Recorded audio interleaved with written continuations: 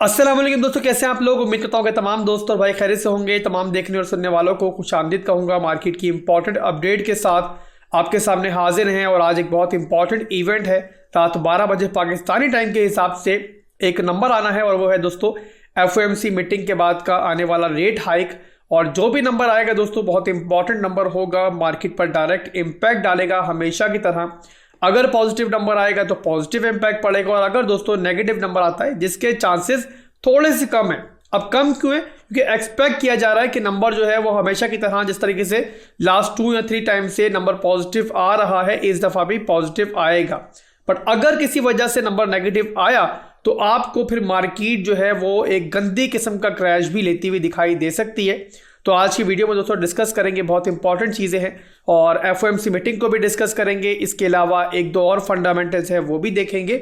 और एक सवाल जो मैं बहुत ज़्यादा देख रहा हूँ इस वक्त कि क्या हमें इस टाइम बाइंग करनी चाहिए, पहला सवाल। और सेकंड, क्या हमसे जो रैली स्टार्ट हुई थी ये मिस हो गई है, क्या हमसे खरीदने का टाइम मिस हो गया? ये बहुत इंपॉर्टेंट सवाल है। मैं आज एक ही दफ़ा इसका जवाब दे दूंगा ताकि कोई बंदा भी इसके बाद कंफ्यूज ना हो। वीडियो को आगे बढ़ाएंगे दोस्तों और आगे बढ़ाने से पहले मैं एक छोटा सा क्लिप, जो मेरी वीडियो का क्लिप है, मैंने कब ये वीडियो शेयर की थी पहले आप इसकी डेट देख लो।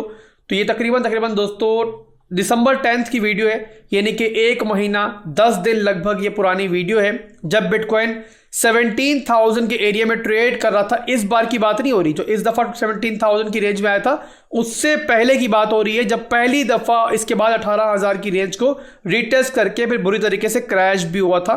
ये तब का इवेंट है दोस्तों और तब कोई पॉजिटिव इम्पैक्ट मार्केट में FOMC की वजह से पड़ना स्टार्ट नहीं हुआ था, मार्केट बेरिश ही चल रही थी। तो यहाँ पर ये वीडियो मैंने बनाई थी, छोटा सा कुछ सेकंड का ये क्लिप आप देख लो। मैं सिर्फ ये कह रहा हूं मेरे भाइयों कि अब आपको बाइंग स्टार्ट करनी चाहिए। नो मैटर बिटकॉइन 17 पे चल रहा है, नो मैटर बिटकॉइन 15 पे चल रहा है, 2000 का फर्क है ना। 69,000 से कहां पहुंच चुके आज लोग। तो आज भी मेरे भाइयों अगर आप लोग वही सोच रखोगे जो 69,000 पे रखी हुई थी या 40,000 पे रखी हुई थी, तो फिर आप लोग कभी खरीद नहीं पाओगे और यही सोच रह जाओगे कि मार्केट अभी और नीचे जाएगी।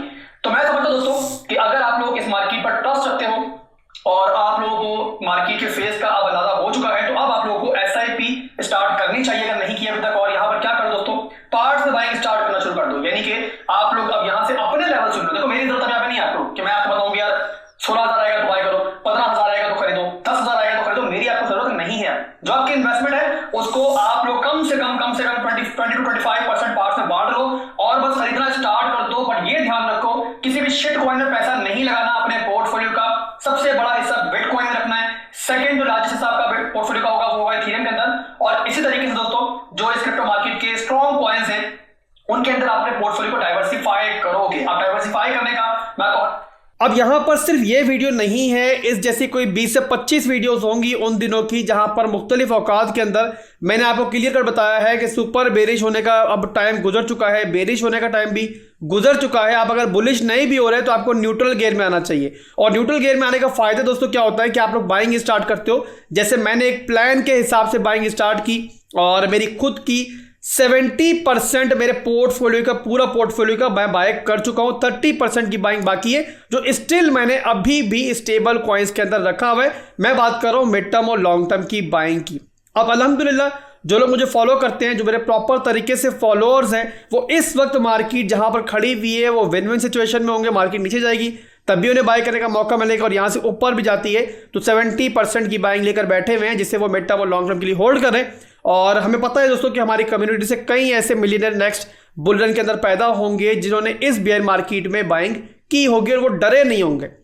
अब आते हैं दोस्तों एक इंपॉर्टेंट सवाल जो वीडियो के शुरू में आपको बताया था मैं जवाब दूंगा। उसका काफी लोग सवाल कर रहे हैं कि क्या इस वक्त मौजूदा हालात के अंदर जहां मार्केट खड़ी हुई है हमें बाइंग करनी चाहिए। तो इस सवाल का जवाब दोस्तों 2 हिस्सों के अंदर है। पहली बात, अगर आप लोग शॉर्ट टर्म के लिए बाइंग करना चाह रहे हो, मतलब कि आप लोग एक हफ्ता होल्ड करके प्रॉफिट लेना चाह रहे हो या महीना होल्ड करके प्रॉफिट लेना चाह रहे हो, तो आई रियली डाउट कि ये शॉर्ट टर्म की बाइंग का वक्त है। उसका रीजन दोस्तों, मार्केट बहुत जबरदस्त तरीके से पंप हुई है इन दिनों और हम इसे एक नॉन ऑर्गेनिक पंप कह सकते हैं। प्रॉपर प्राइस एक्शन के तहत ये पंप नहीं हुआ है और एक पुल बैक जो मौजूदा आने वाले दिनों के अंदर इवेंट्स हैं उनमें किसी भी वक्त एक पुल बैक जो है मार्केट में पेंडिंग है। बहुत से CME गैप्स है। मैं समझ रहा हूं कि मार्केट जो है किसी भी वक्त एक पुल बैक ले सकती है और वहां पर मेरे ख्याल में आपके लिए शॉर्ट टर्म की बाइंग का बेहतर वक्त होगा, जहां पर आप लोग क्विक एंट्री लेकर फिर क्विक एग्जिट भी ले पाओगे। अभी की जो रैली चल रही है दोस्तों, इसके लिए अगर बाइंग करनी थी आपने तो ये वो वक्त था कि जब मैंने ये वीडियो बनाई थी, वहां पर अगर शॉर्ट टर्म के लिए आपने बाइंग की हुई होती तो अभी आप बहुत ज़बरदस्त प्रॉफिट में होते।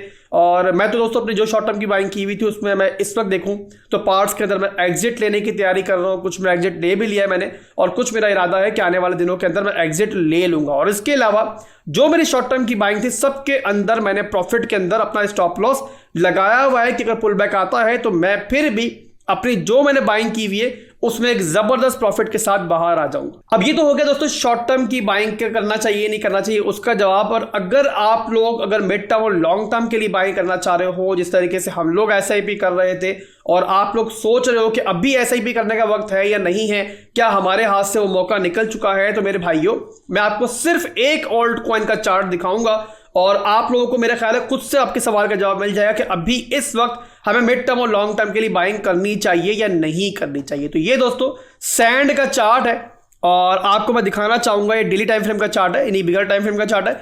और ये देखो कि ये सैंड ने टॉप बनाया था $8 का। अब $8 की रेंज से मेरे भाइयों जो सैंड गिरना स्टार्ट हुआ है, और यही कहानी लगभग ज्यादातर कॉइन्स की है कि तकरीबन 95% इसकी प्राइस में हमें डेप्रिसिएशन दिखाई दिया, एक डंप दिखाई दिया। अब दोस्तों यहां पर देखें तो जो इसने एक बॉटम बनाया था अभी तक के लिए अपना, वहां से कितना उठा है मैं आपको दिखाता हूं मेरे भाइयों। तो ये देखें यहां से आप देखो तो यहां तकरीबन अगर उस लेवल से हम लोग नीचे लेकर आए कि जहां से हमारा टॉप बना था, तो आपको दिखाई देगा कि यहां से तकरीबन अभी भी सैंड जो है वो 89% डाउन है। आप लोग बॉटम से ऊपर की तरफ देखोगे तो वो शॉर्ट टर्म की बाइंग होती है। हमेशा जब मिड टर्म और लॉन्ग टर्म के हम लोग इन्वेस्टमेंट करना चाहते हैं तो हमें टॉप से लेकर बॉटम की तरफ जाना होता है। तो यहां पर टॉप से लेकर बॉटम की तरफ जो ये गया था सैंड कॉइन, ये गया था 95% और अभी भी ये 89% डाउन है। अब ये बताओ मेरे भाइयों कि जब आप लोग मिड टर्म और लॉन्ग टर्म की बाइंग के लिए $8 पे नहीं घबरा रहे थे, कई लोग ऐसे होंगे जो सैंड के अंदर फंसे होंगे $8 के ऊपर, आप लोग इस लेवल पे नहीं घबराए, आप लोग इस लेवल पे नहीं घबराए, तो यहां तो कोई बेवकूफ़ी घबराएगा अगर वो मिड टर्म और लॉन्ग टर्म की प्लानिंग कर रहा है। और मेरे हिसाब से SIP करने का वक्त अभी भी नहीं गुजरा, बल्कि बहुत बेहतरीन वक्त है। अगर आप मिड टर्म और लॉन्ग टर्म की तैयारी करना चाहते हो तो पार्ट्स में आप लोग इस लेवल से भी बाय कर सकते हो। बट यहां पर एक बात याद रखनी है कि महीने 1.5 महीने बाद रोना मत स्टार्ट कर देना कि हमारी जो SIP बाइंग थी उस पर हम लोग लॉस में चले गए या फिर नेगेटिव के अंदर जा रहे हैं। आपने एक बात याद रखनी है कि मिड टर्म और लॉन्ग टर्म की जो बाइंग होती है वो कम से कम 1 साल के पीरियड के लिए होती है। और वो कहते हैं दोस्तों सब्र का फल जो मीठा होता है। तो प्रॉपर SIP करने का जो आपको बेनिफिट मिलेगा और आप लोग जो अपने पोर्टफोलियो को कहीं गुना होते हुए देखोगे वो इसी टाइम पीरियड के अंदर देखोगे, जहां पर आप ये सोचो कि हर कॉइन अगर सिर्फ अपने टॉप को ही छू जाके, यानी कि जो टॉप बनाया था उसने उसी को टच कर ले, तो आप कितने गुना प्रॉफिट के अंदर होगी। तो मिड टर्म और लॉन्ग टर्म के लिए अगर SIP करना चाह रहे हो तो यहां से भी आप लोग पार्ट्स बाइंग स्टार्ट कर सकते हो। बट एक बात दोस्तों आप लोग याद रखनी है कि SIP करते हुए कभी भी 100% अपना पोर्टफोलियो मार्केट में हमने नहीं डालना होता, हमेशा पार्ट्स के अंदर बाय करना होता है। चाहे हमें किसी लेवल पर कितना बड़ा ही भरोसा क्यों ना हो, कभी भी पूरा पोर्टफोलियो SIP के अंदर हमें इन्वेस्ट नहीं करना चाहिए। जैसे कि आपको मैं दिखाई दे रहा हूं कि मैंने 70% की बाइंग की हुई, 30% की बाइंग जो है मेरी स्टिल बाकी है और मैं किसी भी एरिया के अंदर अब वो 30% इस्तेमाल नहीं करूंगा, बशर्ते कि जो मैंने एक लास्ट बाइंग की थी सबसे नीचे उससे नीचे मार्केट जाए।